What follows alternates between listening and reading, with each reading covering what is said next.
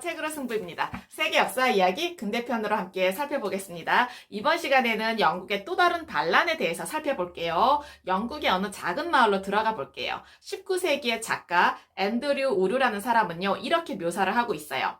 집과 작은 채소밭은 깨끗하고 산뜻했으며 식구들의 의복도 그런대로 좋았다. 물레 앞에 앉아 실을 잡고 배틀 앞에 앉아 배를 짜다가 허리가 아프고 어깨가 뻐근해지면 언제든지 일손을 놓고 쉴 수가 있었다.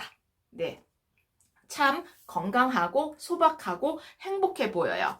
영국 사람들만 그렇게 살았던 것은 아니고요. 유럽의 모든 가정들은 모든 식구들이 집안에서 일을 했어요. 목화실을 발라내고 실을 뽑고 그리고 양을 먹이고 양털을 깎았어요. 옷감을 시장에다가 내다 팔고 음식과 연장을 샀어요.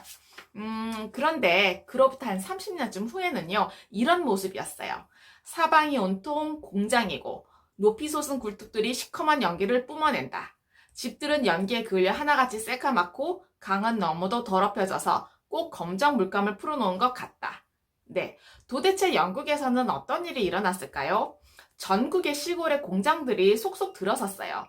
기계가 실을 잡고 천을 짜고 있었어요. 증기기관 덕분에 기계는요, 잠시도 쉬지 않고 돌아갔어요. 부자들은 이제 돈을 훨씬 더 쉽게 벌 수 있는 방법을 알아냈어요. 공장을 지어서 기계를 들여놓고 직공들을 고용해서 옷감을 짜면 되었어요. 그리고 사람들이 하루에 버는 만큼의 돈을 급료로 주고 나서도 엄청난 돈을 남겨먹을 수가 있었어요. 그러니까 촌민들이 가정에서 만든 것과는 비교도 되지 않을 만큼 싼 값의 옷감을 팔 수가 있었어요. 그러다 보니까 촌민들은요, 집에서 옷감을 짜는 것을 그만두고 공장에 취직을 했어요.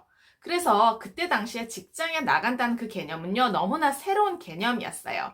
그때까지만 해도 온 가족이 집안에서 일을 했었거든요. 직공들은 잠시도 한눈을 팔지 않고 일을 하도록 감시를 당했어요. 바로 감독들로부터요. 직공들을 또 잔인하게 대했어요. 멍하게 직공들이 창밖을 내다보거나 15분 이상의 밥 먹을 시간을 소비하게 되면요, 벌금을 내야 했어요. 그리고 화장실에 보내주지 않는 날도 있었다고 해요.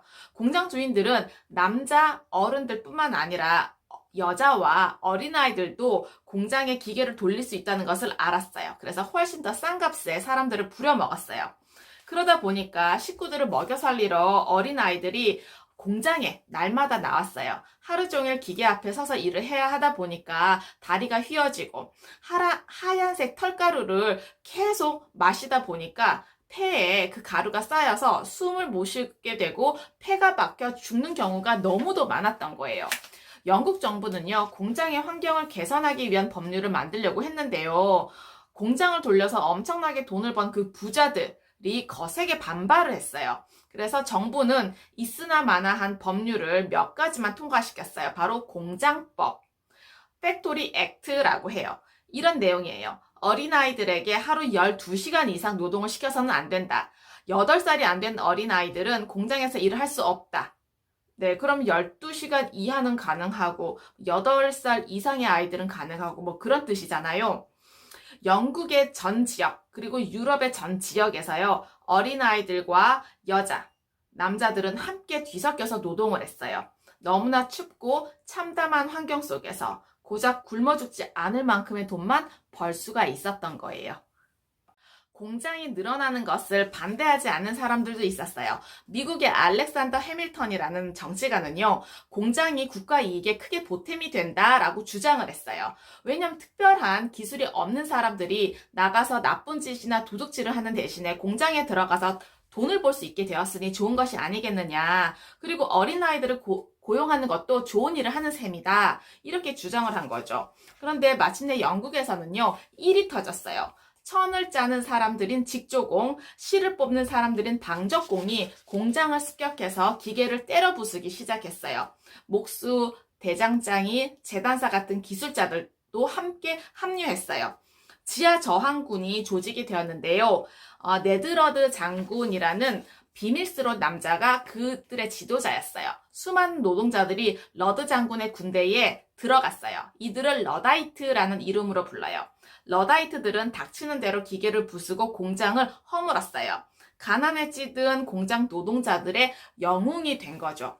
지금도 새로운 기계의 역할에 대해서 의심하는 사람들을 러다이트라고 불러요.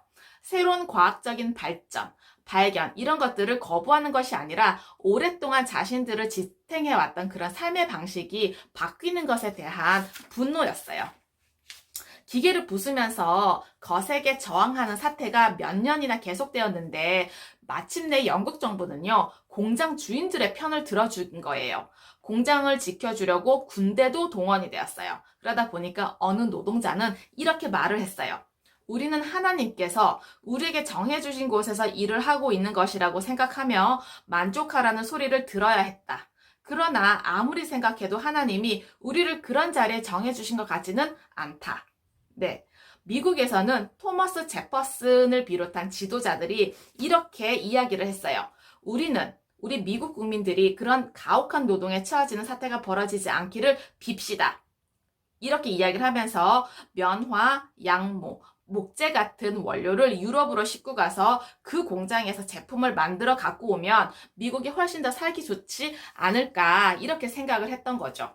그런데 미국의 사업가들도요, 엄청난 돈을 손쉽게 벌어주는 공장의 매력을 떨치지 못했어요. 그러다 보니까 미국에도 공장들이 속속 생겨나기 시작을 했고, 보스턴, 뉴욕과 같은 대도시의 변두리는요, 공장지대가 되었어요.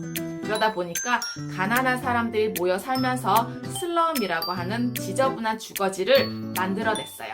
그리고 장티푸스, 콜레라 같은 무서운 전염병이 돌아서 수많은 가난한 사람들이 목숨을 잃었습니다. 네, 어떠셨나요? 과거의 지혜와 지식을 통해서 현재와 미래 삶이 좀 더 의미 있고 풍성해지시길 기원합니다. 감사합니다.